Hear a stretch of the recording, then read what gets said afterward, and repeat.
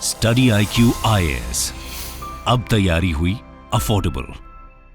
Hello guys, welcome to Study IQ. So today we are going to move to the last chapter. Finally, medieval की NCERT जो है is getting finished. So this will be the last part, last chapter of the Satish Chandra का NCERT.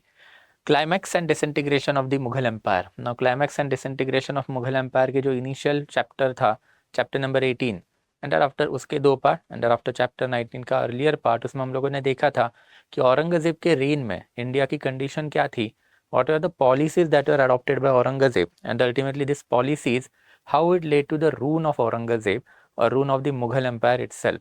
ये policies के वजह से ना राजपूत खुश थे, ना सिख रिलीजन खुश था, एंड ना ही हिंदू मराठास जो है वो खुश थे। एंड आज के चैप्टर में हम लोगों को वही देखना है। It is precisely the triggering point, that is Deccan ulcer ruined Aurangzeb. ये हमेशा कहा जाता है। So why Deccan ulcer ruined Aurangzeb, इसके ऊपर आज थोड़ी सी बात करेंगे। It is Sikh who were upset, it is Rajputana who were upset, but वहाँ पे इतना ज़्यादा प्रॉब्लम नहीं हुआ औरंगजेब को। Why? It was precisely Dakhan. And Dakhan में भी after the death of Shivaji ऐसी क्या कंडीशंस आई जिसके वजह से औरंगजेब के लिए एंड मुगलों के लिए ये area proved out to be cancerous और अल्सर। तो यही वाला चीज़ आज डिस्कस करेंगे। बट आगे जाने से पहले will get access to PPT on the Telegram channel of ours, and अगर आपको कोई पर्सनल सवाल पूछने हैं related to any kind of the doubt, then you feel free to reach out to me on the Instagram channel of ours. तो let's move to this chapter, that is the last chapter of Satish Chandra NCERT. Now Dakhan policy of Aurangzeb या फिर Dakhan ulcer round Aurangzeb या and as well as Mughal, ये हमेशा जो कहा जाता है उसके पीछे का मेन रीजन जो है, it is basically jagirdari crisis and agrarian crisis जो दक्खन की वजह से मुगल एम्पायर में सेट हुआ। Mughal empire is basically an empire, and कोई भी एम्पायर ब्यूरोक्रेसी के ऊपर चलता है। अब हम लोगों ने एंशियंट टाइम से ये चीज़ चालू की थी, सो यू नो इलेबोरेटली कि एंशियंट टाइम में आचार्य चाणक्य का जो एडमिनिस्ट्रेटिव मॉडल था, that remained hallmark till the time period of basically Harshvardhan. But Harshvardhan के बाद जैसे ही फेडरलिस्टिक सेटअप आ गया इंडिया में, तो ऑब्वियसली उसकी वजह से centralise administrative pattern of Mauryans या फिर जो चाणक्य ने दिया हुआ था वो कोलैप्स हो गया, एंड दैट्स व्हाई फिर इंडिया में उसके बाद कोई बड़े किंगडम नहीं बन पाए। Same happen with iqta system. हमने देखा था कि इक्ता सिस्टम जो है, it was a hallmark of sultanate, and जैसे इक्ता सिस्टम खराब हुई, when feudal element that is hereditary base was introduced into it by Firoz Shah Tughlaq, then पूरा का पूरा सल्तनत भी कोलैप्स हो गया। हमने first battle of Panipat Ibrahim Lodi के बारे में देखा भी था कि कैसे फेडरलिस्टिक सेटअप के वजह से अल्टीमेटली सल्तनत गॉट कोलैप्स। वैसे ही मुगलों का एडमिनिस्ट्रेटिव पैटर्न जो it was based upon मनसबदारी system, and यही मनसबदारी सिस्टम में एक क्राइसिस आ गया, दैट इज जागीरदारी क्राइसिस, जिसकी वजह से ब्यूरोक्रेसी जो है इट प्रूव्ड आउट और it turned out to be treacherous and disloyal to Mughal.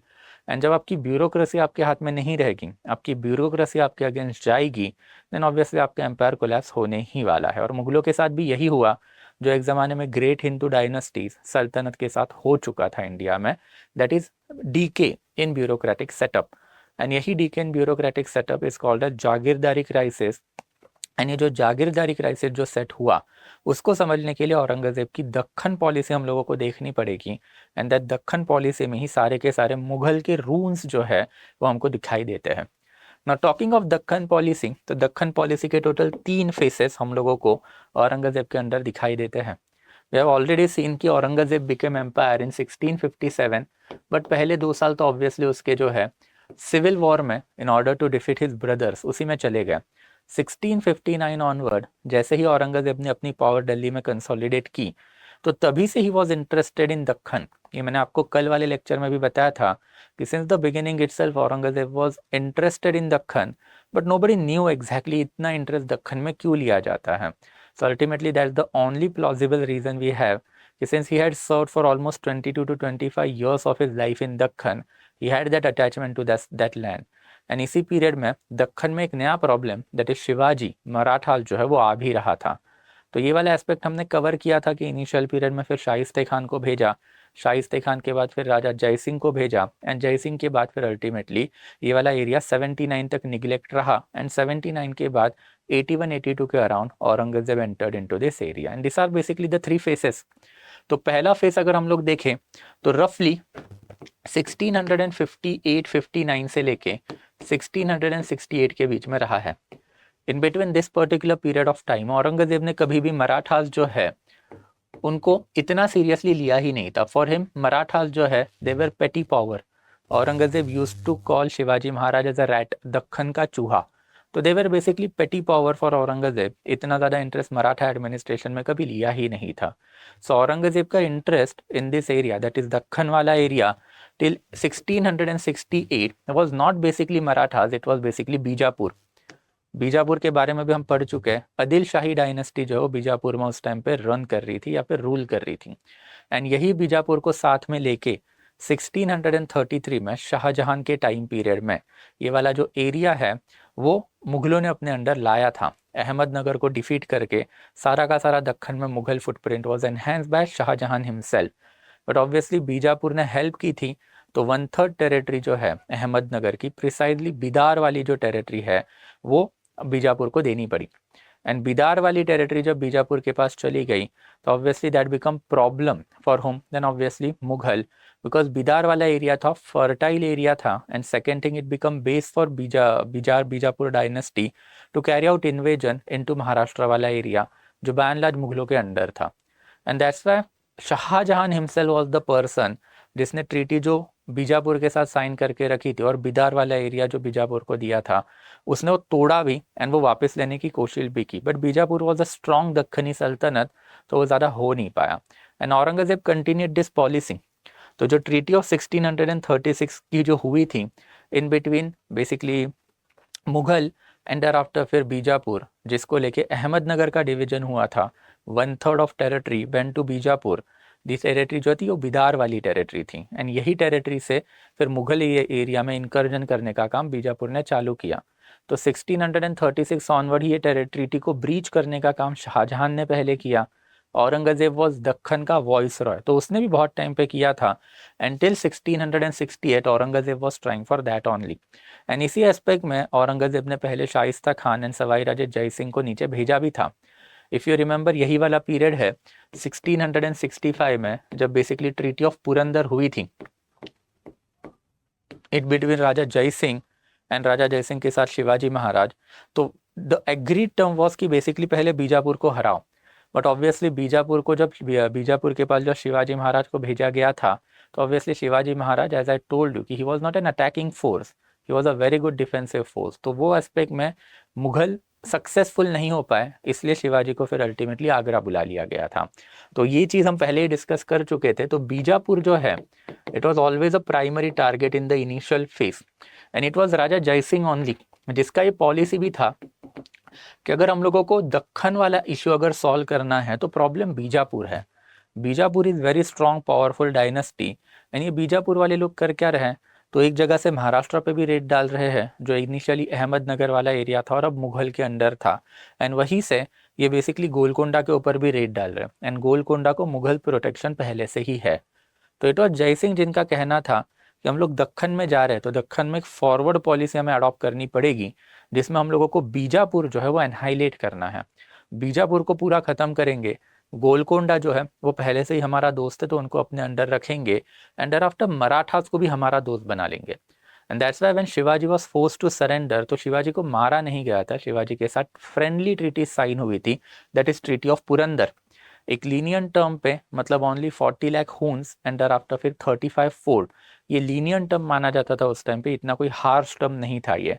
तो लीनियन टर्म पे शिवाजी के साथ एक दोस्ती जो है वो की गई थी. एंड यही दोस्ती का जो रीज़न था वो फॉरवर्ड पॉलिसी ऑफ राजा जय सिंह थी कि हम लोग जाएंगे दक्खन में, शिवाजी को दोस्त बनाएंगे एंड फिर बीजापुर जो उसको टोटली एनहाइलेट करेंगे. बीजापुर ट्रेचरस पावर है, उसके ऊपर यकीन नहीं किया जा सकता. एंड अगर हम लोग बीजापुर को शांत करें, एनहाइलेट करें, तो Dakhan by and large Mughal suzerainty के अंडर रह सकता है. एंड जैसे Rajput ruler are serving for Mughal, Marathas will also serve for the Mughal. जैसे राजपूत रूलर ने पूरा का पूरा वेस्टर्न इंडिया मुगलों के लिए शांत करके रखा है जो सुल्तानों के लिए प्रॉब्लमेटिक था, तो वैसे ही दक्खन वाला एरिया जो अब मुगलों के लिए प्रॉब्लम है वो मराठास जो है मुगलों के लिए शांत कर सकते हैं. बट ये चीज़ हम देख चुके हैं कि ये फॉरवर्ड पॉलिसी वर्कआउट नहीं हुई. इनफैक्ट राजा जय सिंह जो उसके कोर्ट के में ही बहुत सारे दुश्मन थे. एंड दैट्स व्हाई शिवाजी को हराने के बाद औरंगजेब के ऊपर उन्हीं के दरबारियों का प्रेशर भी था कि कुछ भी करो शिवाजी को अपने दरबार में लेके आओ आगरा में और हार्श पनिशमेंट दो. एंड दैट्स व्हेन जय Singh and Shivaji went down और साउथवर्ड ऑन बीजापुर, तो जो सेंटर से मदद मिलनी चाहिए थी दिल्ली से वो मिली नहीं। एंड फिर अल्टीमेटली वो पूरा एक्सपेरिमेंट है वो फेल हो गया। वो फेल होने के बाद आगरा में शिवाजी को वापस बुला लिया। वापस बुलाने के बाद वो सागा भी हम देख चुके हैं कि ultimately Shivaji ran away. And Jaisingh की कोर्ट की पोजीशन है वो टोटली ही उसके बाद खत्म हो गई। He was later on poison by Aurangzeb. But Jaisingh की जो एडवाइस थी, ये एडवाइस औरंगजेब के दिमाग में हमेशा से ही थी। अल्टीमेटली औरंगजेब को एडवाइस लेनी भी पड़ी, बट अगेन औरंगजेब ने जो एडवाइस ली उसमें थोड़ी सी गड़बड़ कर दी। वो गड़बड़ क्या थी वो थर्ड फेज में जाएंगे तब देखेंगे। नाउ जो सेकेंड फेज जो है बेसिकली राइट, ये वाला जो सेकेंड फेज है ये लास्टेड टिल 1684। तो मतलब रफली पकड़ के चलना कि 1668 से लेके 1684 के बीच में जो है बेसिकली ये सेकेंड फेज जो है बेसिकली चला। एंड फिर ये सेकेंड फेज के टाइम पे हमने पहले ही देखा था कि औरंगजेब ये एरिया में इंटरेस्टेड तो था, बट डायरेक्ट इन्वेजन या फिर डायरेक्ट वहाँ पे जाना कितना फिजिबल है इसके ऊपर उसको हमेशा से प्रॉब्लम था। बिकॉज यही वाला पीरियड है जहाँ पे पहले Aurangzeb had to contend with the north western frontier border, Kabul Kandahar line of defence, जो रिकरेंट यूसुफजाई ट्राइब थी, अफरीदी ट्राइब थे, उनके जो रिवॉल्ट हो रहे थे नॉर्थ वेस्टर्न एरिया में, उसको कर्ब करने के ऊपर औरंगजेब का ज़्यादा फोकस था। वो वाला सागा जैसे ही खत्म हुआ औरंगजेब का फोकस चला गया कहाँ पे, मेवाड़ मारवाड़ प्रॉब्लम में, राजपुताना प्रॉब्लम में। औरंगजेब ने दोनों जगह पे रायते फैलाए, दोनों जगह पे गड़बड़ कर दी। वो क्या किया हमने पहले ही देखा है। तो इस पीरियड ऑफ टाइम में जो है बेसिकली मराठास की पावर जो है वो बढ़ रही थी। एंड जब मराठास की पावर बढ़ रही थी तो ऑब्वियसली बीजापुर से सारा का सारा फोकस जो है अब चल के आ गया मराठास पे। औरंगजेब ये वाले पीरियड में भले ही दिल्ली में शांत बैठा हुआ था, but he was watching whatever that was happening in Dakhan, and he realise कि Marathas are slowly starting to replace Bijapur dynasty in Dakhan land. And that's Maratha जो है वो प्रोमिनेंट रूलर बन गए। और हमने देखा भी था कि 1679 is a landmark for Aurangzeb. 1679 के अराउंड ही औरंगजेब जो है he was coming down into the south. ये चीज़ें जो है चालू हो गई थी, बैटल प्रिपरेशन चालू हो गए थे। फॉर दैट पर्पज उसने hard line Sunni Islamist policies जो है अपने कोर्ट में इम्प्लीमेंट भी करके रखी हुई थी। Ultimately he entered into Deccan वाला एरिया इन 1681। हाउएवर 1681 में आते आते औरंगजेब जो है उसके लिए जो सबसे बड़ा चैलेंज था Shivaji, he was no more, he died in 1680। But nonetheless 1680 में ही केम डाउन। एंड फिर 1681 से लेके 84 के बीच में जो है basically he pressurise Bijapur and Golconda to join hand against Maratha. But अब दक्खन की सिचुएशन चेंज हो चुकी थी। Both Bijapur and Golconda knew कि अगर मराठाज यहाँ पर है तो ही वो बच पाएंगे, अगर मराठाज यहाँ से चले गए then they are a weaker force to reckon with, and Aurangzeb उनको ऐसे ही एनहाइलेट कर देगा। एंड दैट्स व्हाई 1684 तक ना बीजापुर ने ना गोलकोंडा ने औरंगजेब को कोई भी पॉजिटिव रिप्लाई दिया। And that is how Aurangzeb ultimately realise कि अगर मुझे ये एरिया चाहिए तो मुझे मराठास के साथ साथ बीजापुर को भी हराना पड़ेगा, गोलकोंडा को भी हराना पड़ेगा। What Aurangzeb fail to realise is that कि आप जब तीनों पावर को हराओगे तो do you have the capability to rule this area directly. ये एरिया ना अकबर रूल कर पाया, ना अलाउद्दीन खिलजी रूल कर पाया, ना एंशियंट पीरियड ऑफ टाइम में गुप्ता रूलर्स रूल कर पाए, ना मौर्यंस डायरेक्टली रूल कर पाए। तो ऑब्वियसली एक बहुत ही दूर दराज वाला एरिया है, एरिड एरिया है, रेवेन्यू वाइज ये थोड़ा सा लॉस मेकिंग एरिया है। तो यहाँ पे वाला एरिया अगर आप चाहते हो कि डायरेक्टली अनेक्स करे तो that was a foolish decision that was taken by Aurangzeb, and ultimately it costed him a lot. Worse क्या हुआ कि अल्टीमेटली बीजापुर एंड गोलकोंडा जो है इनके रूलर थे वो ज़िले इलाही जो डिवाइनिटी ऑफ किंगशिप वाला टाइटल लेके बैठे थे, तो वो तो इजीली हार गए, उनमें कोई प्रॉब्लम था ही नहीं। What about Marathas? Marathas are not brahmanical dynasty. हम देख चुके हैं कि मराठाज में किंगशिप में डिवाइनिटी ऑफ द किंगशिप वाला पंगा था ही नहीं। एंड जब आप में डिवाइनिटी ऑफ किंगशिप वाला पंगा नहीं होगा तो वर्चुअली हर एक विलेज जो अग्रेरियन फोर्स था शिवाजी महाराज का वो आपके खिलाफ खड़ा होगा। एंड हुआ भी वही कि स्टार्टिंग फ्रॉम 1681 से लेके 84 औरंगजेब दक्खन में शांत बैठा। 84 से लेके 89 के बीच में सबसे पहले बीजापुर, फिर गोलकोंडा, फिर संभाजी को पकड़ के खत्म कर दिया। 89 से लेके फिर 1700 तक रफली 11 साल के लिए फिर औरंगजेब मराठा लैंड में जो है बस घूम रहा था, village to village, village to village, village to village warfare करके हर एक विलेज को डिफीट करने का काम कर रहा था। And by the time period of 1701 and 1702 he realise his mistake कि भाई ये मराठा लैंड जो है ये तो डिफीट होने से रहा।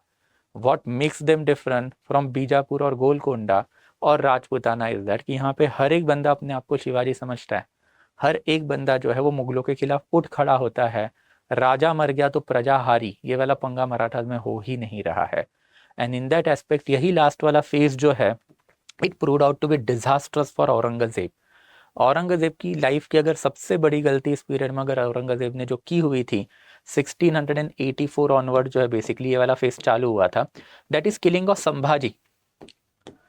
किलिंग ऑफ संभाजी मतलब he was basically the last Maratha king who could have made this entire land prosperous और basically under the suzerainty of Aurangzeb. और ऐसे नहीं है कि संभाजी इसके लिए रेडी नहीं था। Even during the time period of the Shivaji Maharaj, Sambhaji had revolted and he had joined hand with Aurangzeb. And perhaps Aurangzeb जो है उसका और बेसिकली संभाजी के रिलेशन ज़्यादा अच्छे थे as compare to Shivaji and thereafter Aurangzeb. तो इन दैट कैपेसिटी संभाजी को मारना ये one of the biggest mistake Aurangzeb की मानी जाती है। अगर राजा जय सिंह की पॉलिसी अगर मान लेते कि एरिया शांत करके यही जो तीन मेन डायनेस्टीज है that is Bijapur, Golconda and Maratha, इसमें से एक डायनेस्टी को जिंदा रख के उनको अपने सुजराइनिटी के अंडर लाते तो ज़्यादा बेटर रहता। तो ये बात वही हो गई कि आपने राजपूताना में घुसे और सारे ही राजपूतों को मारने के लिए आप उड़ गए, तो ऑब्वियसली वाला लैंड कभी शांत होने वाला ही नहीं है। बिकॉज ऑब्वियसली राजपूताना प्राइड अलग है। आप राजपूताना प्राइड को टेम करना चाहते हो, शांत करना चाहते हो, तो उनके बड़े मिलिट्री कमांडर है, उनको आपको रिस्पेक्टफुल पोजीशन आपके कोर्ट में देनी पड़ेगी। ये पॉलिसी अकबर कर चुका था। ये सेम चीज़ जो है औरंगजेब दक्खन में करना चाहता था इनिशियल फेस में, बट लेटर फेस में उसने अपनी पॉलिसी बदल ली and that costed him ultimately by 1701 1702 when he realise his mistake. तो उसने निगोशिएशन के दरवाजे भी ओपन अप कर दे, राजाराम के साथ भी निगोशिएशन चालू किए एंड शाहू महाराज के साथ भी निगोशिएशन चालू किए। But unfortunately for him, unfortunately for Mughal, it was too late. And even in that Aurangzeb जो है उसको समझ ही नहीं आ रहा था कि अब ये मराठा लैंड का करे तो करे क्या। It was only after his death, उसका जो सन एंड सक्सेसर था बहादुर शाह द फर्स्ट, जिसने फिर फाइनली शाहू महाराज को मुगल प्रिजन से रिलीज भी किया एंड उसको पूरा का पूरा मराठा लैंड जो है वापस दिया एंड दर आफ्टर खुद उठ के जो है दिल्ली में चला गया। सो ऑलमोस्ट 27 ईयर्स के बाद Mughal empire was back in to Delhi. But unfortunately for Mughal it was not Aurangzeb, it was son and successor of Aurangzeb that is Bahadur Shah the first, जिसके ऊपर भी पढ़ेंगे दैट इज लेटर मुगल जब हम लोग अब मॉडर्न इंडिया में जाएंगे तब। बट ये तीन फेसेस जो है इसी के वजह से अल्टीमेटली रून जो है वो मुगल एम्पायर में आया, जो इसको हम लोगों को एंड में जो है देखना भी है। तो एनसीईआरटी ने यही सारी चीज़ें जो है इसके ऊपर थोड़ा सा डिवेल किया है, लिखा हुआ है कि अगर हम लोग फर्स्ट फेज की बात करें तो औरंगजेब के सामने इस पर्टिकुलर फेज में सबसे बड़ा प्रॉब्लम जो है वो बीजापुर का ही था। एंड फिर it was Jaisingh policy, Jaisingh की फॉरवर्ड पॉलिसी थी कि बीजापुर को हरा देते, they are the problem, and Marathas के साथ जो है फ्रेंडशिप करते। बीजापुर को हरा के मराठास के साथ फ्रेंडशिप करने वाली बात इवन औरंगजेब ने भी मानी थी। दैट्स वाई फिर 1665 में जब शिवाजी हारा तो एक लीनियन ट्रीटी ऑफ पुरंदर जो है वो साइन हुई एंड शिवाजी को दोस्त भी बनाया गया। But unfortunately Bijapur could not be defeated and जब बीजापुर के ऊपर रिकरेंट इन्वेजन फेल हुए Shivaji as well as Jaisingh के, तो दोनों को वापस बुलाया गया एंड वापस बुलाने के बाद फिर 1665 में आगरा का मीट एंड दर आफ्टर फिर 1666 में the great escape of Shivaji from Agra. अब ये चीज़ हम पहले ही देख चुके हैं। But obviously Bijapur was the main problem and इस पीरियड में फिर औरंगजेब नेवर एंटर्ड हिमसेल्फ, पहले Shaista Khan and thereafter फिर राजा जय सिंह, जिसमें राजा जय सिंह की पॉलिसी थोड़ी सी ज़्यादा इंपॉर्टेंट है। सेकेंड फेज की अगर हम लोग बात करें देन सेकेंड फेज में जो है हम लोग को यहाँ पे वही दिखाई देता है कि वाला जो पीरियड है यहाँ पे औरंगजेब जो है इतना ज़्यादा इंपॉर्टेंट या फिर उसने इतना ज़्यादा ध्यान जो है नहीं दिया था। बट यही पीरियड में ultimately as I told you कि Bijapur and after Golconda realise कि उनकी पॉलिसी कम हो रही है एंड मराठास का सपोर्ट उनको लगेगा अगर उनको किंगडम इंडिपेंडेंस रखना है। And for that purpose basically Madanna and thereafter Akhanna ये दो इंपॉर्टेंट मिनिस्टर थे गोलकोंडा जो कुतुबशाही रूलर के अंदर था, मैंने मैप भी यहाँ पे लगा के रखा है कि गोलकोंडा, बीजापुर, अहमदनगर, बिदार वाला एरिया, बेरार वाला एरिया। ये बिदार जो है it was ceded to Bijapur in 1633। But in any case यहाँ पे हम लोगों को मुगल के अगेंस्ट बीजापुर, गोलकोंडा एंड मराठा की अलायंस जो है दिखाई देती है। ये हम लोगों ने देखा भी था कि 1675-76 के अराउंड इट वाज शिवाजी जिसने गोलकोंडा के साथ हाथ मिला के साउथर्न कैंपेन भी चालू किया था। एंड शिवाजी महाराज की टेरिटरी भी हम लोगों ने देख ली थी कि it was western India and thereafter certain part of the Tamil Nadu. तो साउथ इंडिया में एक बड़ा पैच ऑफ टेरिटरी जो है शिवाजी महाराज ने खुद के लिए निकाल लिया था। बट औरंगजेब इस टाइम पे शांत बैठा था, पूरा का पूरा नहीं। 1679 में when he was getting himself battle ready, तो इस टाइम पे भी there was basically palpable tension within the court of the Mughal कि बादशाह को खुद जाना चाहिए कि नहीं। तो इसके लिए पहले दिलेर खान को भेजा गया। Diler Khan is again significant personality. Raja Jai Singh जब दक्खन लैंड पे चल के आए थे तो दिलेर जो है जय सिंह के साथ नीचे आया हुआ था। एंड आफ्टर फिर 67-68 से लेके 79-80 तक जो है Diler Khan remained as a viceroy of entire Deccan for Mughal. तो दिलेर खान को towards the fag end of his career marching order आया कि जाओ कुछ भी करो भाई, बट बीजापुर को जो है डिफीट करो। बट यहाँ पे भी दिलेर खान फेल हो गया। एंड व्हेन दिलेर खान का एक्सपेडिशन फेल हुआ तब जाके फिर थर्ड फेज में दैट इज 1681 में अल्टीमेटली औरंगजेब ने डिसाइड किया that he will himself come down. 81 में precisely Aurangzeb started his march from Delhi to Deccan with a hope कि 2 से 3 साल में मैं सारा एरिया अपने अंदर लाके वापस दिल्ली में चला जाऊंगा। Unfortunately he was never to be return back to Delhi. And जब एम्पेयर ही अब दिल्ली में वापस नहीं आ पाएगा, he died in Aurangabad itself, that is Deccan. And जब आपकी पूरा का पूरा जो थ्रोन या फिर दिल्ली 27 ईयर के लिए विदाउट एम्पेयर रहेगी, तो यू कैन क्लियरली सी कि what kind of the decay must have set in the Mughal court और what kind of the decay must have set in the entire administration of the Mughal. तो ये भी अब बात करेंगे। बट थर्ड फेज ये भी अभी मैंने आपको ऊपर ऊपर से बता दिया था कि सबसे पहले जो है आदिल शाह बीजापुर, उनको ऑर्डर आया कि भाई बादशाह आ चुका है तो पुरानी दोस्ती है तो let's join the hand. Golconda को भी एक फरमान गया था, बट सिंस पहला फरमान जो आदिल शाह को गया था, Adil Shah panic and Adil Shah tried to contact with Marathas and Golconda जो सक्सेसफुल भी हुआ। संभाजी ने भी हेल्प भेजी, देयर आफ्टर गोलकोंडा ने भी हेल्प भेजी बीजापुर को। बट ऑब्वियसली मुगल माइट जो है पूरा का पूरा Mughal might it was in Deccan right now. And obviously जब पूरा का पूरा मुगल माइट की आप बात करते हो तो 2.5 से 3 लाख की army, emperor himself, and emperor कोई शादाशुदा एम्पेयर नहीं है, the second empire of the entire history of India जिसके पास पूरा इंडिया है, that is Aurangzeb. He was a battle hardened military commander also. तो उसके सामने जो है ये पेटी चीफ्टेन थे, पेटी रूलर थे, इनका टिकना मुश्किल ही था। एंड हुआ भी वही कि इवन दो औरंगजेब जो है उसको 18 मंथ्स लगे in order to defeat Bijapur, but Bijapur was finally defeated. Bijapur को डिफीट करने के बाद औरंगजेब ने अपनी सब माइट जो है वो बीजापुर के बाकी बाजू वाली टेरिटरी जो है बेसिकली गोलकोंडा उसके तरफ लगा दी। एंड फटाक से गोलकोंडा जो है बेसिकली उसको भी 1687 में जो है कैप्चर कर लिया। And this was the fate of the last remaining दक्खनी सल्तनत ऑफ आवर कंट्री। तो दक्खनी सल्तनत में हमने पहले ही देखा था कि बेरार, बिदार, अहमदनगर ये 3 किंगडम जो है ये Akbar and after Jahangir and Shahjahan के टाइम पे ही हार चुकी थी। बट जो 2 बड़ी बची हुई थी गोलकोंडा एंड बीजापुर, इनको हराने के लिए फिर एम्पेरर को खुद नीचे आना पड़ा। एंड एम्पेरर के माइट के सामने फिर ये किंगडम कितनी भी एक दूसरे को मदद करे, कितनी भी हाथ मिला ले, but it was next to impossible because obviously as I told you कि ऑलमोस्ट 3 से 4 लाख की आर्मी, मुगल पूरा का पूरा माइट उसमें, एंड उसमें भी औरंगजेब जैसा बैटल हार्डन मिलिट्री कमांडर, इनके सामने आप टिक ही नहीं पाने वाले थे। और हुआ भी वही। And the last remaining challenge was basically thereafter was Marathas. तो पहले बीजापुर फॉल हुए, गोलकोंडा फॉल हुए, तो ऑब्वियसली अब 2 दोस्त चले गए तो तीसरा दोस्त कब तक ही बचने वाला था। हुआ भी वही। अल्टीमेटली फिर ये जो दक्खन पॉलिसी जो है उसका जो सबसे क्रूशल एस्पेक्ट जो है दैट इज मराठास, उसमें सबसे पहले संभाजी जो है he was arrested. Sambhaji was arrested in 1689 and he was killed in a very torturous way. अब संभाजी महाराज जो है उनका जो बेसिकली डेथ है it is one of the gruesome या फिर the most you can say that the despicable death that a particular king can ever receive in his life. तो इनको तो बहुत ही टॉर्चर कर करके औरंगजेब ने मारा है। And that's the historian by and large conclude कि ऐसा नहीं है कि औरंगजेब को मराठा नेचर पहले से पता नहीं था। He was a learn person, इतने टाइम पीरियड के लिए इंडिया का एम्पेयर रहा है, तो ऑलमोस्ट 30 ईयर 1689 आते आते। एंड आफ्टर दक्खन में he had already serve for more than 25 to 27 year.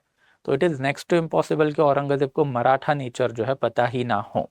And ऐसा जब संभाजी कैप्चर हुआ, in order to threaten other Maratha military commander और in order to subdue Maratha, Sambhaji को जो है बहुत ही ग्रूसम डेथ दी गई, एक टॉर्चरस डेथ जो है बेसिकली दी गई थी। एंड आफ्टर टॉर्चरस डेथ देने के बाद औरंगजेब हैड एक्सपेक्टेड कि मराठास जो है बेसिकली शांत हो जाए, बट वो हुआ ही नहीं। मराठास के जो थ्रोन के जो क्लेमेंट थे इस टाइम पे दो थे, शाहू महाराज एंड आफ्टर राजा राम। इसमें से राजा राम जो है he was the direct son of Shivaji and Shahu Maharaj जो है was the son of Sambhaji. तो ये दोनों जिंदा थे एंड फिर ये दोनों के बीच में जो है मराठास में सिविल वॉर तो इसी पीरियड में चालू था, बट उसके साथ साथ since Aurangzeb was there in Maratha land, तो सिविल वॉर दोनों पार्टीज ने फॉर द टाइम बिंग बंद करके यूनाइट होकर औरंगजेब के साथ ही क्या कर लिया, वॉरफेयर जो है वो चालू कर लिया। एंड फिर ये वॉरफेयर जो है कोई सादा सुदा नहीं था। As I told you for almost 11-12 years Aurangzeb जो है महाराष्ट्र में विलेज टू विलेज भटक रहा था। क्यों? In order to subdue Maratha military commander जो विलेज विलेज में जाके छुप के बैठे हैं। And by the time he realized his mistake, as I told you it was too late. यहाँ पे ही हम लोगों को बेसिकली सबसे पहले जागीरदारी क्राइसिस जो है वो दिखाई दिया है। Now what is Jagir?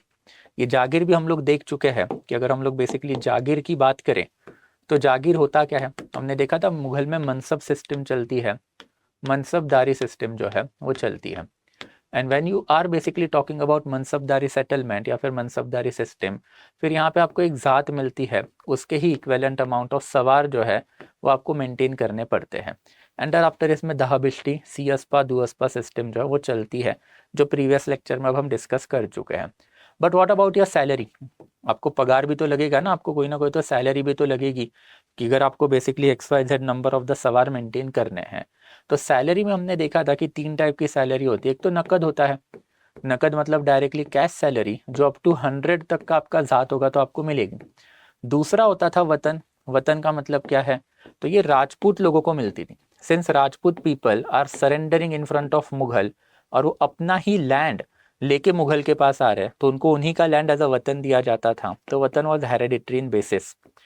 And फिर तीसरा एस्पेक्ट हुआ करता था जागीर।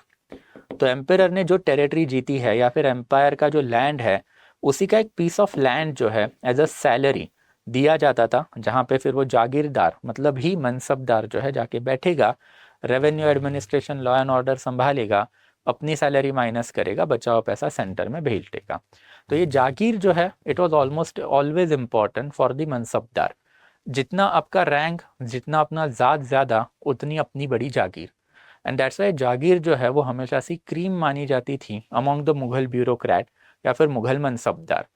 जब तक आप नॉर्थ में बैठे हो सब कुछ सकुशल समंगल है। यहाँ पे आपको basically Narmada valley, Ganga Brahmaputra valley, Indus valley दिखाई देती है। तो ये लैंड फर्टाइल है एंड फर्टाइल लैंड में मतलब ऑब्वियसली यहाँ पे पैसा जो है बहुत है। But when you come to Deccan it is what, then obviously it is basically क्या है, देन ये है arid land. And that's Deccan में जो है बेसिकली लैंड जो है एज अ जागीर आप दे ही नहीं पाओगे। एंड ये वाली चीज़ जो औरंगजेब ने इनिशियल पीरियड में रियलाइज़ ही नहीं की।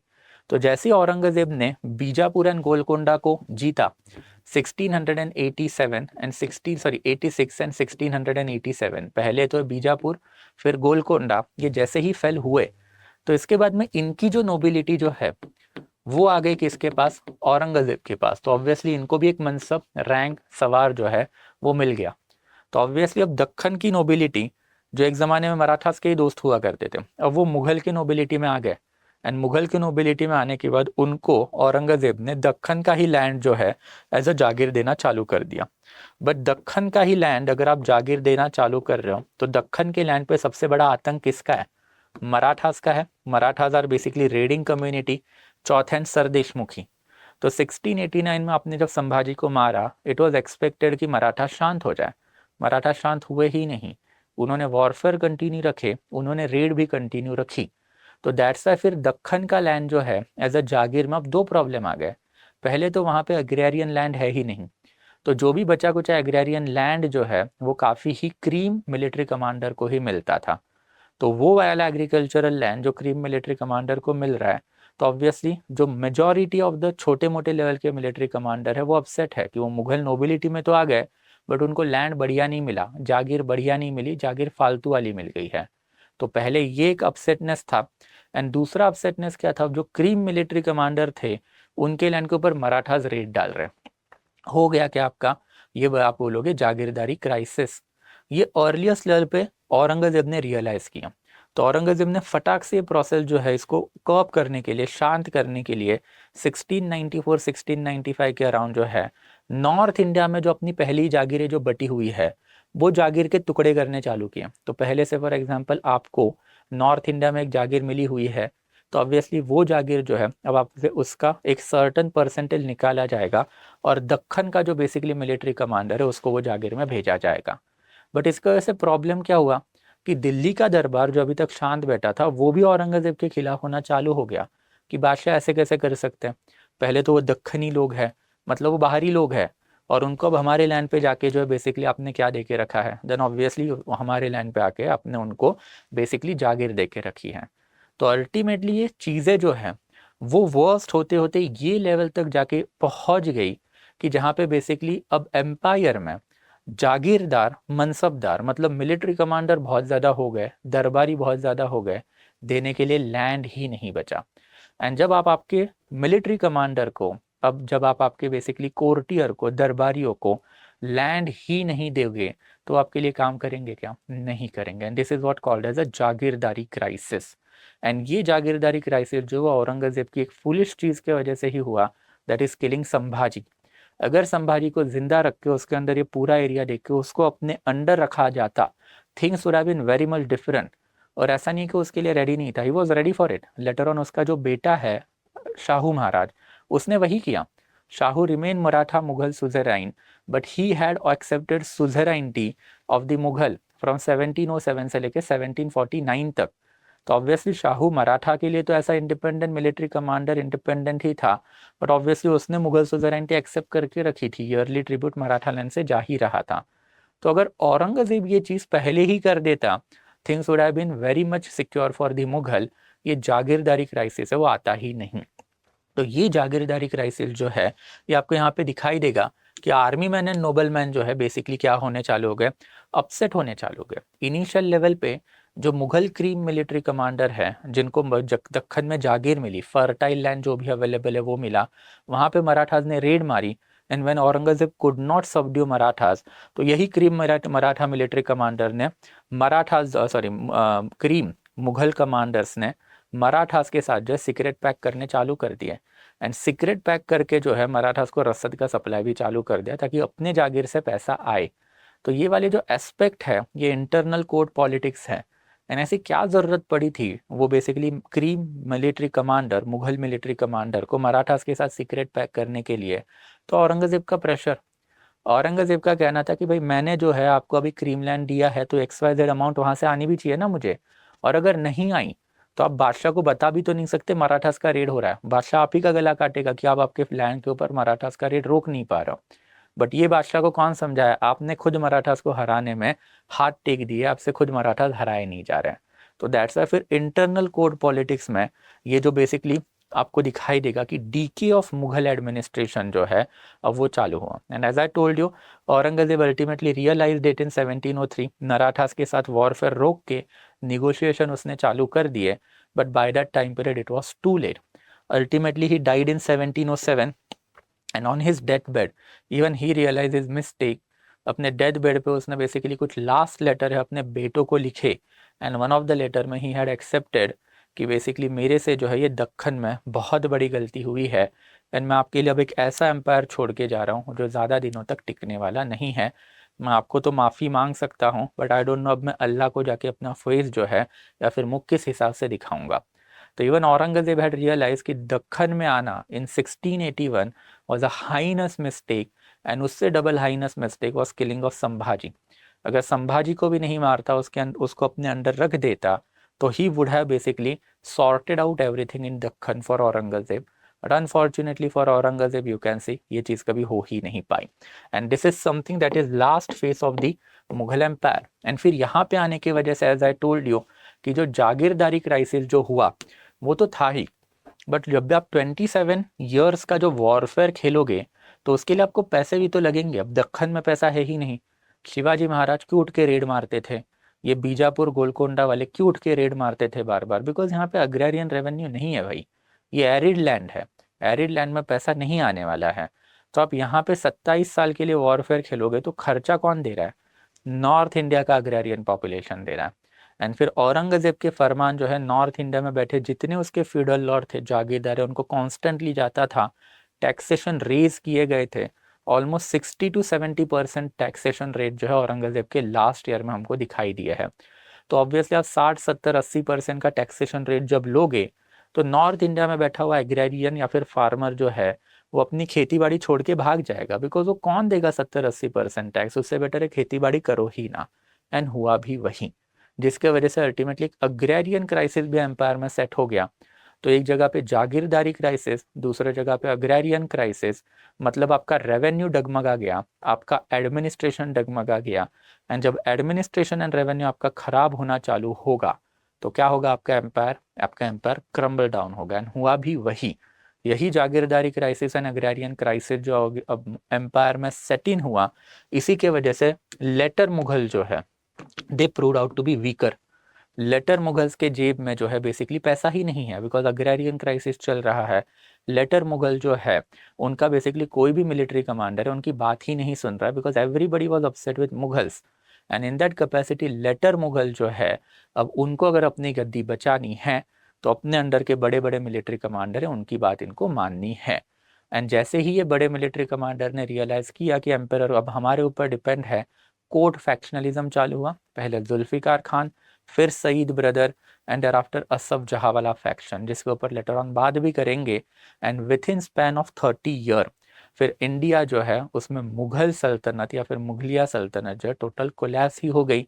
Finally in 1739 okay Persian invasion India पे वापस हुआ नादिर शाह का। And Nadir Shah was there in India for 2 month.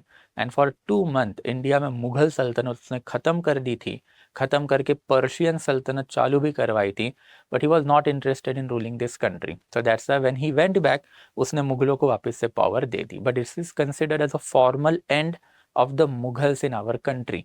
Obviously इसके बाद मुगल चलते रहे till 1857 when the final Mughal was killed and the final Mughal was arrested, that is Bahadur Shah Zafar was arrested, he was sent to Rangoon and thereafter उसके 3 बेटे जो उसको मुगलों ने ख़त्म कर दिया गोली मार के। and Bahadur Shah Zafar finally died in 1862, thereby ending the entire Mughal lineage in our country. तो that is basically the collapse of the Mughal. Collapse of Mughal की बात करें तो दक्खन में आना औरंगजेब के लिए बहुत ही कॉस्टली मिस्टेक प्रूव हुई, not only for Aurangzeb but also for the entire Mughal सल्तनत। ये कॉस्टली इसी वजह से थी बिकॉज एडमिनिस्ट्रेशन गड़बड़ा गया, आपका इकोनॉमी जो है वो गड़बड़ा गया। एंड दर आफ्टर अननेसेसरी जो पावर गेम में मिलिट्री कमांडर आपके कोर्ट में थे, बड़े बड़े मनसबदार, उनके हाथ में पावर चली गई। And that was the end of the Mughal. So I hope it is quite clear कि दक्खन जो है why it is called as ulcer for Mughal, why this Dakhan ulcer ruined Aurangzeb as well as Mughal, ये हमेशा कहा जाता है because यही Deccan ulcer के वजह से मुगल माइट जो इंडिया में कोलैप्स हो गया। यही पर्टिकुलर दक्खन में जो रिकरेंट इस्लामिक इन्वेजन जो औरंगजेब ने किए, इसकी वजह से मराठा प्राइड बढ़ा। एंड लेटर ऑन यही दक्खन पे पेशवाज भी आने वाले थे जिन्होंने मुगल्स को फाइनल डेथ ब्लो देने का काम भी किया है, जो मॉडर्न इंडिया में जाएंगे तब देखेंगे। तो I hope it is quite clear and that sums up the entire medieval India also guys. So as you know कि this was the final lecture of the medieval India Satish Chandra का। तो final lecture में हम लोग को वही देखना था कि व्हाट वाज द फैक्टर जिसके वजह से पैन इंडियन एम्पायर जो अब औरंगजेब ने बाय एंड लार्ज बना चुका था after the death of the Sambhaji, पूरा का पूरा Deccan and after land up to Kaveri river उसका हो चुका था। तो ये इतना बड़ा लैंड जो है औरंगजेब के बाद कोलैप्स क्यों हुआ? तो एक कोलैप्स होने के रीज़न मैंने आपको बताया, ऑब्वियसली इसके ऊपर लेटर ऑन और फैक्टर भी है जो हम लोग बेसिकली लेटर मुगल्स पे जाएंगे, that is early modern India में जाएंगे तब देखेंगे। तो that will be it from my side guys. Again जाने से पहले as you know I am the faculty of the history optional over here and we are launching the new batch of the history optional. We are starting from modern India, पहले modern India, फिर उसके बाद में world history, फिर ancient India and फिर medieval India. This will be the sequence now and फिर यही sequence में जो है हम लोग बेसिकली कोर्स को कंप्लीट करेंगे। पहला फोकस रहेगा प्राइमरी स्किल के डेवलपमेंट के ऊपर। प्राइमरी स्किल डेवलपमेंट के ऊपर मतलब obviously primary skill development in the sense that conceptual knowledge होगा, फैक्चुअल नॉलेज होगा एंड आफ्टर क्रिटिकल एनालिसिस या फिर क्रिटिकल थिंकिंग जो लगती है वो होगी। मेयर नोइंग कि what is jagirdari crisis, what is agrarian crisis will not be sufficient. आपको उसके नीचे के प्रोसेसेस भी तो पता होने चाहिए एंड ये प्रोसेसेस जो है एनालिटिकल एस्पेक्ट जो होता है हिस्ट्री में, इसी को आपको डेवलप करना पड़ेगा। ये मेरा काफ़ी अच्छा था, that is how I score 300+ in the history optional and यही एक रैशनल इनकलकेशन जो है वो आपके लिए मैं करवाऊंगा ड्यूरिंग आवर लेक्चर। हर एक इवेंट को हम लोग को यही रैशनलिटी से पढ़ना है कि एग्जैक्टली चीज़ें जो हुई वो क्यों हुई, कैसे हुई और इसको टाला जा सकता था या नहीं। दैट क्रिटिकल एनालिसिस जो है वो डेवलप करेंगे and thereafter we are also focusing upon the secondary skill. Secondary skill means obviously आपकी आंसर राइटिंग। मैंने बहुत टाइम पे ये वाला प्रॉब्लम भी देखा है कि बच्चे के पास नॉलेज बहुत है but he is not able to put it on paper and if you are in that condition कि आपके पास नॉलेज बहुत है बट वो पेपर में आप नहीं डाल पा रहे हो, तो नॉलेज फिर आपके क्या ही फायदे का, वो मार्क्स नहीं देगा ना आपको। तो वो development of the secondary skill भी तो होनी चाहिए। वो डेवलपमेंट ऑफ सेकेंडरी स्किल कैसे होगी, देन वो डेवलपमेंट ऑफ सेकेंडरी स्किल होगी हमारे टेस्ट सीरीज से। The test series is also quite important. इसमें टोटल 12 टेस्ट होंगे। इसका detail solution and detail solution के साथ साथ इसका डिस्कशन जो है मैं ही कंडक्ट करूंगा।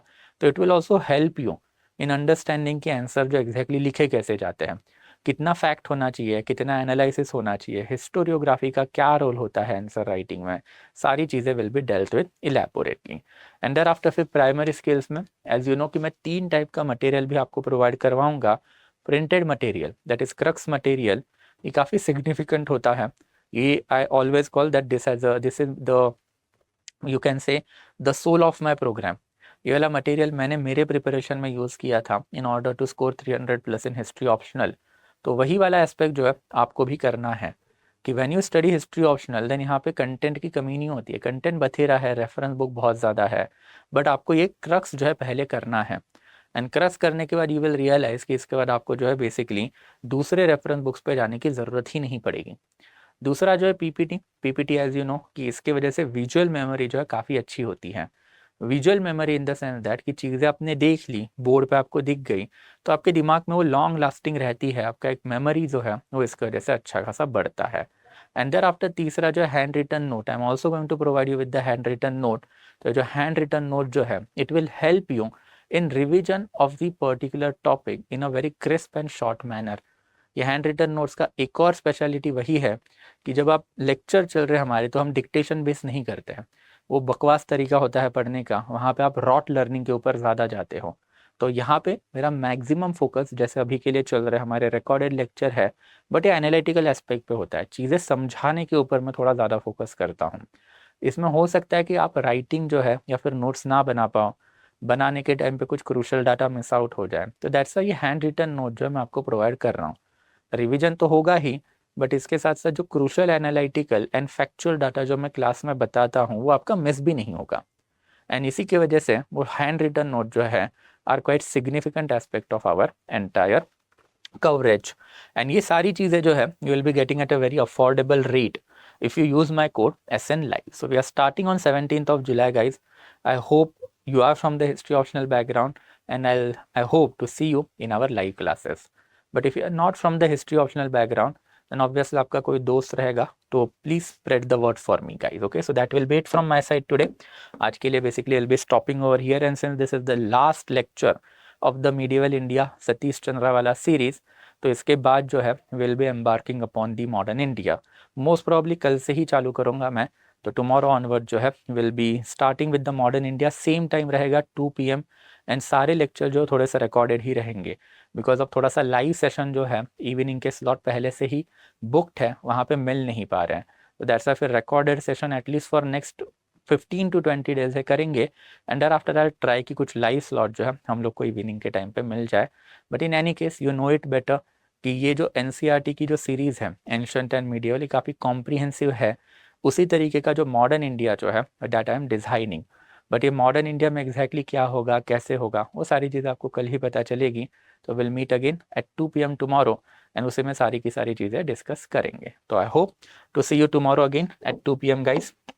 एंड जाते जाते again you will get the crux as well as basically the entire PPT, ये जो है आपको यहाँ पे मिल जाएगा, that is Telegram channel of us. Compile version भी मैं अपलोड करवा ही दूंगा अब इसका। कंपाइल वर्जन जैसे हम लोगों ने एंशिएंट के लिए किया था, एक ही पर्टिकुलर कंपाइलेशन में ancient as well as PPTs as well as crux material, तो वैसा ही यहाँ पे भी हम लोग कर लेंगे। So that will be it from my side guys आज के लिए। Today we are going to stop over here, we'll meet again then tomorrow, again same timing will be there, and we are going to start with the modern India now. Okay guys, thank you so much, we'll meet again then tomorrow. Okay, Study IQ IAS, अब तैयारी हुई affordable.